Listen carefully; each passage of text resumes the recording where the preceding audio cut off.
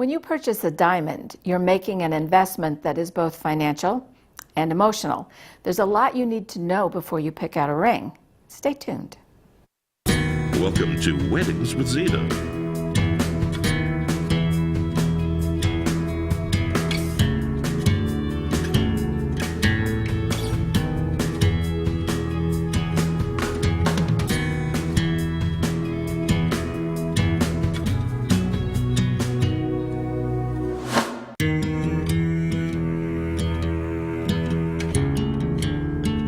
Here's your host and producer, Zita Christian. Hi everyone, welcome to the show and welcome back to my guest. My guest tonight is a jeweler. She's a certified gemologist and she's also a very good friend. And she was the second guest on Weddings with Zita when it started several years ago. Jacki Friedrich, welcome back. Thank you for having me back, Zita. Happy to be here. It was so much fun last time, and that visit has led me to multiple trips to your store, Friedrich's Jewelers in Vernon, and several purchases, which has been wonderful. So I wanted to have you back tonight to update some information that we talked about a couple years ago, but also to get some new information. And with wedding season on the horizon, I thought this was timely. So I want to talk a little first about revisiting the whole idea of shapes and styles and trends and that sort of thing. Sure. But first, I think just a little brief overview of those four basic C's. For the diamonds. Yes. The 4 C's of diamonds are cut, color, clarity, and carat weight. Cut obviously has to do with the shape of the stone and how the light interacts. Clarity has to do with how clear it is. Color has to do generally with how much how white the stone is. It might have a little bit of a tint of yellow to it, and carat weight is the size. So it's actually there's a weight to it as a heaviness. That's right. Because of the size. And a size, yep. Okay. Carat weight, basically, yes, it refers to the weight and the size. All right, now you brought a lot of lovely rings to show tonight, so I want to be sure that we get a look at them, and want to focus on that first idea, the cut. So we have a large tray over here, and I know that there's an example of something you told me was a particularly nice cut in a halo ring. So let's take a look at that first tray over here. Which one is the halo? If you could point that one out to me. The halo is right here. Okay. And that is a round, brilliant cut that is certified as excellent, which means that the light goes in, it bounces around, and it comes back out. To the naked eye, you see a lot of different colors in it. So that's the cut on that one. That's the halo. I think all of these here are going to be rounds. All right. So by contrast, what would be a bad cut? Now I know you don't have any. We don't have bad cuts to bring. But what makes a bad cut or a less desirable cut? A less desirable cut is going to be one that is the stone is either very shallow, and it's going to look white and washed out, a little bit gray, or it's very deep, and then it's just going to look very dark, and it's not going to have much sparkle to it at all. So there's a whole system to governing the passage of the light. That's right.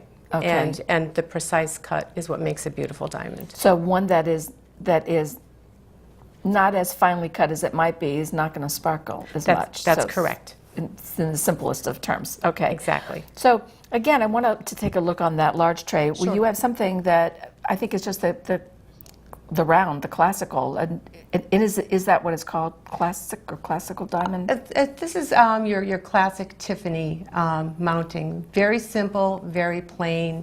That's a 4-prong. They also come in 6-prong. Basically, any wedding band is going to fit up against it, and it looks great with almost anything. So it's still very popular. We probably sell more of those than anything else. That's my favorite. It is. It's just, it always has been. You know, a couple years ago, we did talk about the halo diamond, the halo rings that you mentioned just a minute ago, but that there were pros and cons, and sure there still are pros and cons. Talk a little bit about what's the advantage of that halo setting and the disadvantage. The advantage of the halo setting is really that it makes the whole diamond look bigger. You have a center stone and then you have small diamonds going around it. So the diameter of the ring is bigger than it would be if it was just a simple solitaire. Okay. The disadvantage, the biggest disadvantage is in the halo. It's a ring that you're going to wear every day, and you have to remember that you have small prongs holding in small diamonds. They are not going to wear as well as the big prongs on the bigger stones, and they're more prone to be missing. You look down and the stone will be gone. It's like with so many things in life, there's an advantage and there's a disadvantage, and you weigh the pros and cons when you make your decision. Right. I think one of the things that for me has come through loud and clear over the past 2 years in working with you, people before they buy a diamond should be working with a jeweler who will educate them.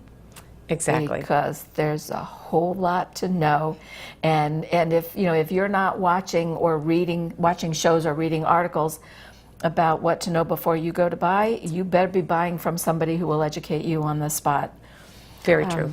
So let's also look at now, also in that large tray, you have one that's like a whole bunch of little tiny diamonds, that micro something. Micro pave, that's right there. And again, you have a lot, that's a wedding band, a ring that somebody would wear every day. You just have to be very mindful that if you're doing something that's going to be too rigorous, you can knock out a stone, you can break a prong, and you'll be back getting it repaired. We don't necessarily recommend micro pave for every day. For an everyday ring. Right. Yeah, I could see why a ring like that might present a problem if you're just an everyday wear and tear, if you've got little tiny prongs with each one of those, for each one of those little stones. With a little tiny diamond. Ooh, yeah. So yeah. Yep. Yeah. It happens. We see it all the time. Now, I know one of the rings that you didn't bring, but I wanted to just mention it, is the one that's called the Eternity Band. That's right. And that's the one with the diamonds all the way around, right? All the way around, right. Yep. So what on are the pros bottom, and on the cons? top. Well, the one of the pros is really no matter, a ring is going to turn on your finger. Right. So no matter how it turns, you're always going to be seeing diamond. Beautiful. You're never going to see anything off to the metal off to the side. It's always going to be the stones. The cons are they can't be sized. You can't actually open it up and put in a bigger piece of metal or take a piece of metal out to make it smaller if somebody's hands go up and down. Oh, so like should a woman get pregnant and there be a swelling and you want to, you can't change the ring. Nope, can't change the ring. And you always have, diamonds are on all sides, so if you are doing something rigorous, you can damage the stones that are on the bottom. This is going to get the most wear on the bottom of the ring. I would also think that would be irritating, that would irritate the palm. And sometimes it's just too wide, too. People complain because it's just too wide. You have the diamond sticking out. From the sides. Yeah. I never thought about that. Yeah, it would feel awkward. It's like a thick Band-Aid. That's right. Not that the diamond would ever feel like a thick Band-Aid. But I could just see where it would be a little more, it might create some friction. Exactly. Okay. Yes. All right. Oh, again, that's also another good reason why you need to know these things before you go buy a ring. All right, let's look at the sapphire. I remember when you were here a couple years ago, and we were talking about the sapphire, and it was so popular then because Kate Middleton's the wedding, it was still in people's minds, and then Princess Diana before that. So are they still popular? Yes, they still are, and even if it isn't as a center stone, people will like them as side stones. So we do sell those quite often. So you might have a diamond in the center and 2 sapphires on the side? On the sides, something like that. Or you can just do a 3-stone with a sapphire in the middle and diamonds on the sides. Yep. So are all the sapphires blue? No. We just sold a yellow sapphire as an engagement ring. It was absolutely beautiful. We set it in a yellow mounting, but in a white head, so that it made that yellow pop, which was really nice. And pink sapphire is still popular. And ruby would be another good alternative. I didn't realize that the sapphires came in colors. All different colors. You can get the rainbow, you can get the spectrum. Oh my. From white all the way to black. Well, that's not part of the spectrum. But would somebody be able to tell by looking at it that it's a sapphire? Not necessarily. If it's a pink stone, they might not know it. They might think that it's something different. But you would know, I mean, the advantage of it is knowing that it's strong, it's sturdy, it's durable. Right, that's exactly. Okay. Well, what about pearls. Now, I know you didn't bring pearls with you, but I wanted to ask about pearls because I hear some people, you know, I'm on all the blogs and the wedding blogs and all that sort of thing. Sure. I hear people talking about a pearl as an engagement ring. Pros and cons for that one? All cons for an engagement ring. There really aren't any pros. Pearls are very, very soft. They aren't going to take everyday wear at all. It's really about, they're about as durable as a fingernail. Oh my gosh. So the nacre will chip off, it's going to lose its luster, it's going to dull down. Not a good choice. And they're also just glued onto the mounting, which means that that glue can dry out and that pearl can pop off. All right, so we're talking about a pearl ring, but what about a pearl necklace? Because I have a pearl necklace that I treasure that. That's different though, because it's not getting the abuse that a ring might get. Exactly. Pearls in a necklace are fine. When you take them off after you wear them, just wipe them down with a soft cloth. You know, put them back in your pearl folder and put them away and they'll be fine. You don't want to mix them in with other jewelry because it will scratch, but if it's in its folder, they'll be fine. Okay. What about the three-stone ring? Now, you talked a minute ago about how you might be able to use a sapphire in the center with 2 diamonds, or you know, or a, on the side. Oh, that's a beautiful one. Yeah. That's a 3-stone, yep. All right, so there you have a 3-stone ring.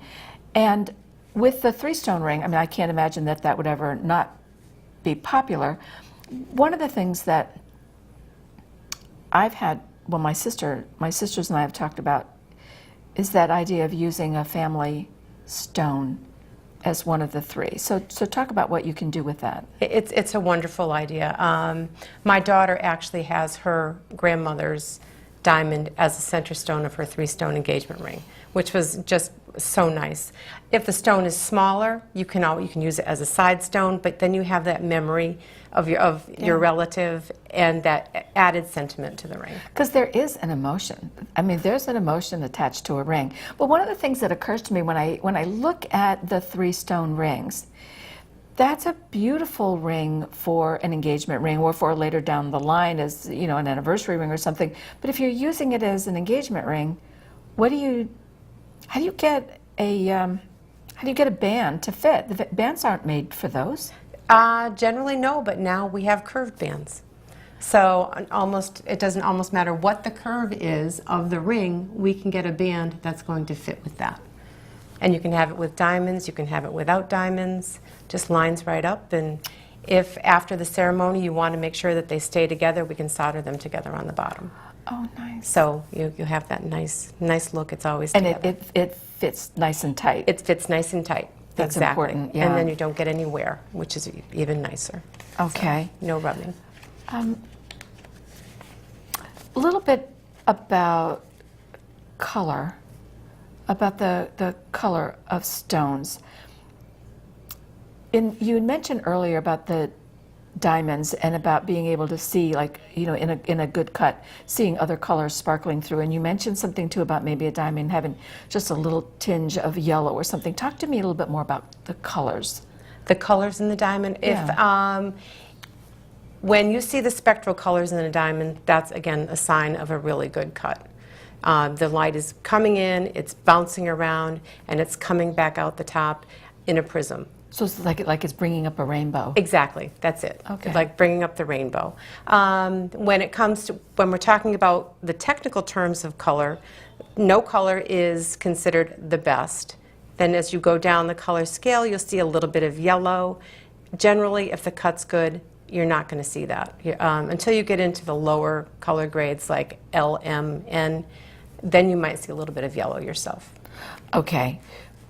What about the diamonds that are treated to create a certain color? Right. Are any of those popular still? We don't see them quite so much in engagement rings, but we do see them in wedding bands. Okay. And right-hand rings, and it's just very important to remember that they are treated, and that when they're subjected to a high heat, they can actually change color again. So you have to let your jeweler know if they're going to work on the ring that it's a color-treated ring, or they should know that. So you might get your ring back that's not the color you brought it in. Not if it's a good jeweler. You'll be fine. Well, you know, there you go again. It's really important that you work with somebody who knows what they're doing. Right. So My guess is, that some of you are going to be watching this right now, and you're thinking, oh, there's some important information there, and I want to be sure that I share it with somebody who is not watching the show right now. So I just want to let you know that you can find Weddings with Zita, all of the episodes, but particularly this one with Jacki Friedrich, on YouTube. I have a YouTube channel, Zita TV Network. It's the home of Page 1, Full Bloom, and Weddings with Zita, so you can watch this anytime you like. I want to talk a little bit about men's rings, about the alternative metals, and about the pros and cons. And you have a tray of 6 lovely rings here, and some of them look like I would think, why did you bring 2 of the same thing? But I know they're different. So tell me a little bit about what's going on here with these rings. Okay, I do have several different alternative metals. This is tungsten, titanium, cobalt chrome, ceramic. This is white gold, and again, this is the tungsten. All different metals. They all have their pros. Most of them are not going to show the wear that you would see in a gold band. The drawback to that is that if you do see some wear, it can't be polished out. If you have a gold band, take it to the jeweler, they put it on the polishing machine, they take out the scratches, and it looks like new. You don't have that with these. Another drawback to them is they cannot be sized. So you have to make sure that you get it in the correct size to start with. Oh, Jacki, that's hard. I mean, so I know that there have to be some alternatives. I mean, you don't just like buy another ring if you there are a lot of jewelers who will offer, and manufacturers who will offer a guarantee.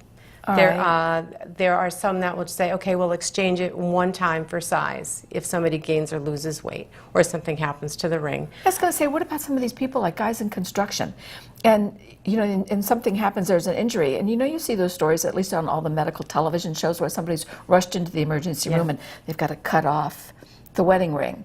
And that's a problem, because some of these can't even be cut off. Some of them have to be broken off. So either you put your hand in a vise and they crank it until the ring comes off in pieces, or you can hit it with a hammer.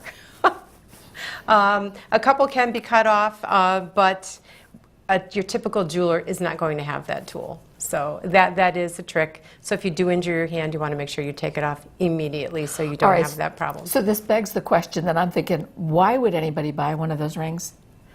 Part of it is price.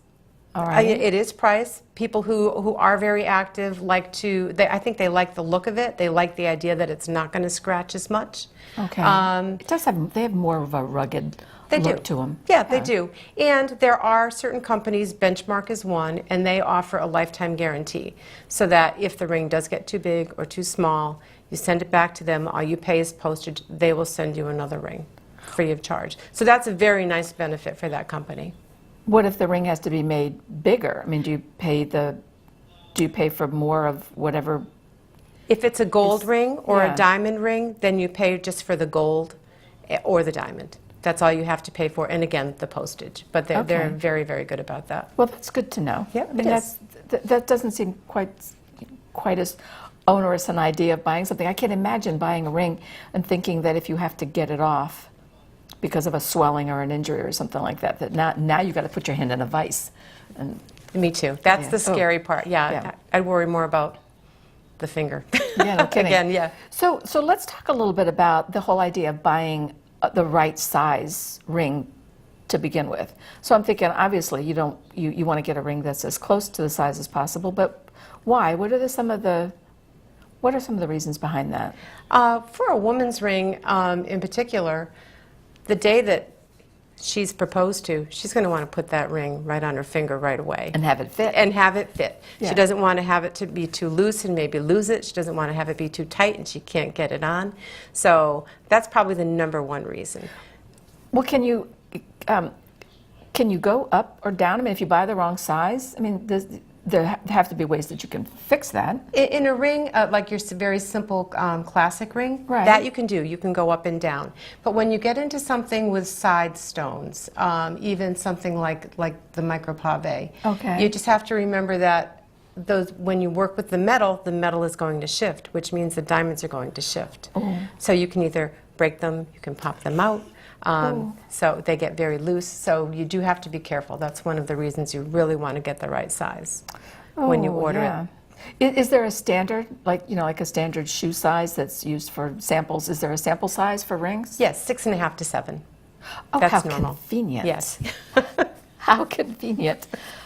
Okay, so if you're just joining us, this is Weddings with Zita, and I'm Zita, and my guest is Jacki Friedrich of Friedrich Jewelers in Vernon, Connecticut. And Jacki is a certified gemologist. So I want to talk with a little bit about that, but I have one question first. As a wedding officiant, I'm on lots of different blogs. I hear lots of conversation. I have groups that of other officiants and other wedding vendors where I'm a member. And there's been a lot of talk 2 years ago and still about the whole idea of conflict-free diamonds. And one of my colleagues, Christina Collette, she's from New Jersey, she said to me, "My wedding ring is an heirloom, but the ring I bought my husband was from a site that uses metals from eco-friendly sources." That was important to me. So talk with me about what is the latest on conflict-free diamonds. Conflict-free diamonds, about 15 years ago, the diamond industry adopted the Kimberley process, which basically guarantees that and certifies that diamonds that are mined aren't coming from conflict areas. There's a whole process that they have to go to that has to be verified, so you can really feel very confident that the diamonds that you're buying in this country are conflict-free. But if you do have an issue with buying a diamond, you might want to try a Canadian diamond. They're mined, obviously, up in Canada. That's where they're sourced from. They're cut there, and they're certified by the Canadian government that that's where it came from. And my diamond is actually a Canadian diamond. It has a little maple leaf engraved on the outside edge. Oh, how So sweet. I know that's where that came from. I had no idea. So I was looking up some statistics. So just tell me if I'm on track here. Less than 0.5% of the diamonds sold in the United States come from conflict areas. Absolutely. Or yes, that's So you absolutely can feel correct. so Canada certainly, but then the United States also, you can feel confident buying a diamond if it's from the United States. Very comfortable. But Even but you're not talking about the finished ring though. I mean you're talking about the whole the rough diamond. That's all correct. Of it, all the way through the process. That's right. Yes. Okay.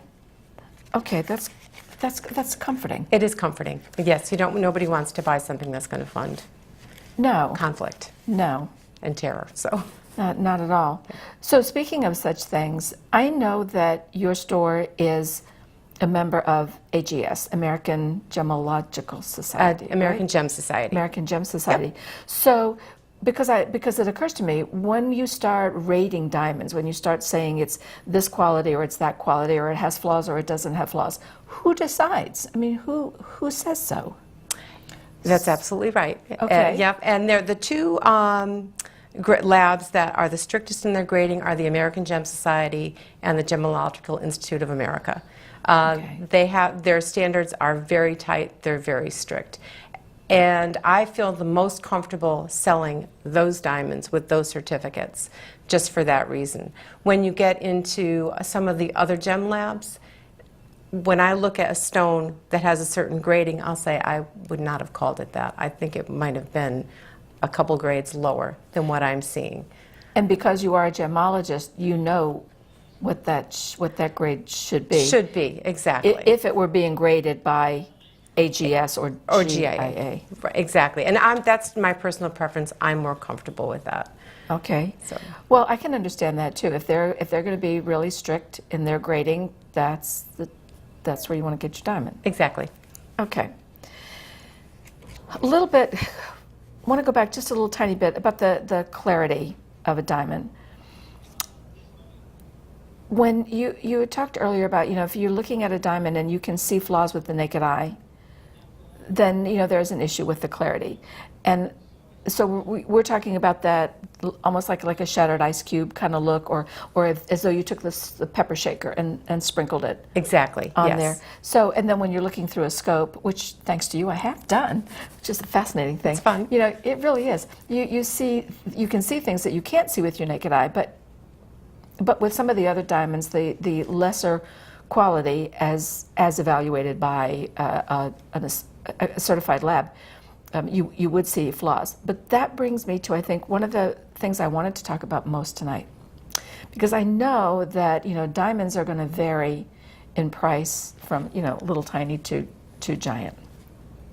But as a wedding officiant, the thing that strikes me, when I'm working with a couple and we're planning the wedding and I'm getting to know them and I'm learning their love story, the thing that strikes me is the symbolism behind that diamond that one person gives to another is that symbolism that this diamond is a stone that we associate with forever, that it lasts forever because it's so hard, that it took a long time to create, to get to that point, and that it will last forever. So it's that idea of here is that symbol of something that I think is going to last forever.